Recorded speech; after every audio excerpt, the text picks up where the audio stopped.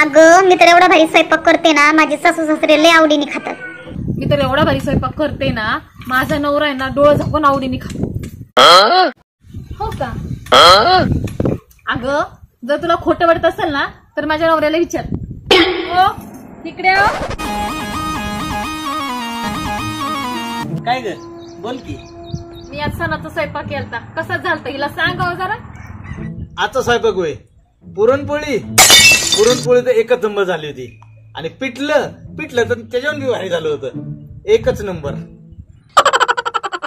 ओ आता काय झालं? तुझ्या स्वयंपाकाबद्दल चांगलं सांगतोय की हिला. ते पिठलं नव्हतं, आमरस होता तो.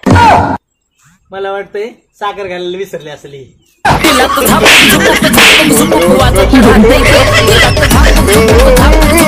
ऐक ना.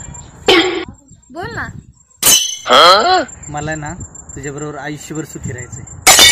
तू आधी ना पक्क ठरव तुला माझ्याबरोबर राहायचे का सुखी राहायचे.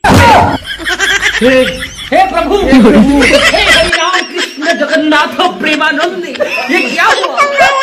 किती हळूने बोलतीये, जरा जोराने बोल. अरे नाही बोलू शकत, माझा आवाजच हळू नाही. नाही बोलू शकत मी हळू, माझा आवाजच मोठ्याने. अगं हळू बोल. किती अख्खं गाव गोळा करते का? आताच्या बायांचं कसं झालंय, गळ्यात मंगळसूत्र घातलं की चोराची भीती आणि नाही घातलं की पोरांची भीती. तुम शर्मा के देखो बीजी से उस दिल पे कयामत आएगी. छुप जाओ हमारी